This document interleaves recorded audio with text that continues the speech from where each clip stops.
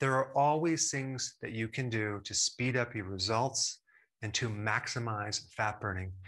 Pretty much every week on my live show, I'll have someone that is struggling with weight loss or they're plateauing. And so this video will go through every single point that comes up when you're trying to lose weight and you're unsuccessful.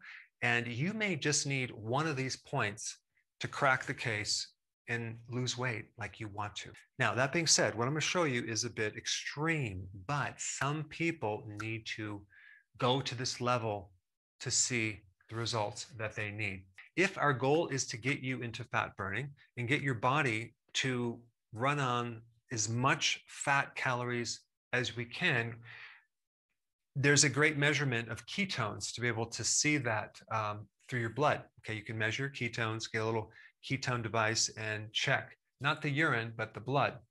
So it goes on the scale right here, and you'll probably never really see above 3 unless you do several other things, which I'm going to explain. You'll usually stay between 1, 2, and maybe 3 if you do keto and intermittent fasting, okay? But when you add more exercise, more hardcore exercise, it'll go a little bit deeper. The numbers going up are deeper ketosis, right? And then if we add prolonged fasting, okay, we can see higher and higher numbers depending on how many days that you fast for. Now, sometimes people are concerned about ketoacidosis if it gets too high, like 9.5 to 10, right, which you're getting the ketoacidosis. This condition only happens if you are a type 1 diabetic and you have no more insulin and you're not regulating your blood sugars or you forget to take your insulin, whatever. So if you're producing insulin, you're never going to get to this level, okay? So I just wanted to show you this. What I'm going to show you is how to go as high as you can right up through here, doing other things, okay? Including exercise and prolonged fasting. And what you're going to see in the majority of this video is things you're not going to do, okay? Versus doing certain things, okay? You're going to be avoiding things. That's going to create the biggest change, okay? So number 1, dropping your carbs close to 0. So that means not consuming any berries or nuts unless you consume macadamia nuts. No yogurt. There's sugar in yogurt. No kefir. No carrots, beets, corn, squash, peas, or tomatoes. You can do leafy greens, but I wouldn't do these, okay? The closer you can get your carbs to 0, the more ketones we're going to generate. Number 2, no extra fat, okay, with the meal. So that means no MCT oil. Why? Because your body's going to use this before it uses your own fat reserve. No bulletproof coffee, okay, which is basically MCT oil and butter in your coffee. No keto bombs. Right after these little desserts right after your meal, just don't eat those, okay? And especially if they're if you buy them, because they stick all these different ingredients in them, but we don't want to add more fat than necessary. You only want to consume the fat that comes with the protein. And I wouldn't add anything in your coffee either. Just drink black coffee. So no half and half or no cream at this stage. I'm just going through all the things that potentially could slow you down a little bit, okay? And if you add all these things together, you're pretty much guaranteed success. Okay, 3, no sugar alcohols. This is the alternative sweeteners that a lot of people use on keto, like no xylitol, erythritol. Not that there's sugar in them, but they can really alter your digestive system, and that can create bloating and additional problems. This is why we're going to also recommend no almond flour. So many people have an issue with almond flour, okay? They get bloating. And also no keto packaged foods. Nowadays, they're slipping in all these synthetic fibers, these new called functional fibers, the soluble corn fiber, the tapioca fiber, and additional hidden maltodextrin that they don't even put on the label. So we just want to avoid that. So that way it's not going to be a barrier. All right, number 4, when you go to a restaurant, it's crapshoot. There's so much seed oils that they fry food in, that they put into the food at restaurants, especially fast food restaurants, but other restaurants as well. When I go into a restaurant, I really have to read that menu, and I'm really asking the waitress or the waiter very specific questions about these ingredients, because My body is very sensitive. I can pick up if there's any hidden sugar in the food or chemicals, and I'll walk away from that restaurant not feeling quite right because I'll know that there's something in there that disagreed with my body. So at this stage, if you really want to see some great results, I would just not go to any restaurants, cook your own food so you can control it, okay? Now, only 1 cup of coffee, not more than that, because we don't want to add more caffeine that can inhibit your sleep. It also adds more strain on the liver because the liver has to work hard at detoxifying the caffeine. All right, number 6, apple cider vinegar, like 1 tablespoon in a glass of water before your meal. Why? Because apple cider vinegar is really good at helping your blood sugars, okay? At improving this insulin resistance problem. Also, the apple cider vinegar will help your stomach be a little more acidic, so you'll get better digestion. All right, let's go to the next section here.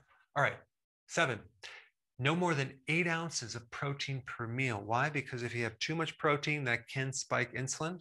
So typically you want to go from, 3 to 6 ounces to no more than 8 ounces of protein per meal. But because we're doing OMAD, 1 meal a day, Monday through Friday, you want to eat a little more protein. So 7, 8 ounces would be a good amount. The type of protein does matter. You want protein with the fat that normally comes with it. You don't want to do any lean protein, but you want fatty protein like hamburger, like you can do fatty steak, salmon, fish, seafood, eggs, and you can also do some cheese if it's quality, like an organic European cheese from grass-fed cows, from raw milk cheese. That would be the best. Cheese is a good source of protein without the carbs as compared to other dairy like just regular milk or kefir or yogurt. I also recommend no protein powders. Why? Because there's all sorts of stuff in there. And also it's too lean, okay? The leaner you go with the protein, the higher you spike insulin. All right, I also recommend not consuming any pre-made shakes, okay? They have a lot of weight loss shakes. They have a lot of meal substitutes in a shake. Avoid those. There are certain ingredients that you don't want to put in your body. All right, next point would be number 8, 1 meal a day, Monday through Friday, okay? And you don't have to restrict your calories, okay? Consume enough food, make sure it's nutrient dense. And then on the weekends, okay, Saturday and Sunday, do a 48-hour fast. Now, you might at first think that's extreme, but the amount of health that's going to be generated in your body on all levels is going to be incredible. Not to mention your metabolism, it's going to improve. And you're going to also bust through that set point, that weight level that you just can't seem to get past. I think this is a really good pattern for not just weight loss, but health in general, and also as an anti-cancer thing. Make sure you take your electrolytes, B vitamins, and sea salt anytime you do fasting. Okay. Number 9, very important. I did another video on how significant stress is with your weight, with your metabolism, with increasing cortisol. You need to do what's called a stress detox, okay? And the biggest source of stress is other people. So you want to avoid any and all people who stress you out. There's really 2 groups of people: people that are bringing you up and people that are bringing you down. Anyone that brings you down or stresses you out, you want to just put them on pause for a while, and your stress level is going to go down. And you also want to stop watching the news. Why? Because it's mostly bad news. There's not a lot of good news. And also try to limit as much as you can. So if you don't watch the news, don't hang out with these people, you're not going to have a lot of bad news. And that is going to make a huge shift in your sanity, your stress level, and cortisol. You want to keep super busy, okay? Why? So you don't have time to think too much, right? And start worrying and being stressed out. So many people, if they have idle time, get to thinking and start to stress themselves out. And too much thinking, especially if it's like analyzing different problems constantly, can definitely increase your cortisol level. So you just want to stay really busy so you can keep your mind off these problems for a period of time, as well as preventing boredom, right? Because the worst thing you can do is sit around while there's food in the kitchen and not be busy. Okay, so that's that one. And then physical work or exercise 2 to 3 times a week for 1 hour. I would recommend doing more physical work if you can, because that's very therapeutic. Why? Because apparently this also handles the mental stress at the same time more than actual exercise does. Now, the type of exercise you want to do is something like significant, something that you're going to get sore the next day. You really want to work your full body. High intensity interval training would be the best, not just like 5 minutes. You really want to work out till you get tired. And you might not be able to do that without the help of a personal trainer. So you might want to think about that. Get as much sun as you can without burning yourself, because this is very therapeutic to reduce cortisol. Real quick, I had a patient once who had this huge belly. And every time he went down to Florida for a vacation, he'd come back, his stomach was completely flat. And he wouldn't change his diet, but he was out in the sun. And the fresh air and the sun and the lower stress just reduced his cortisol. Also, be around nature as much as possible. Number 10, fermented veggies, like 1 cup, like either sauerkraut or kimchi a day, is really going to help your gut and your sleeping, which I'm going to mention. Or if you can't do that, just take a probiotic before bed. It's going to help your sleep, and it's going to help you lose more weight. All right, number 11, support the beta cell. What's the beta cell? That's the cell, the pancreas, that's regulating and producing insulin. So you want to make sure you have enough potassium foods, magnesium foods. Those are the big salads, vitamin D.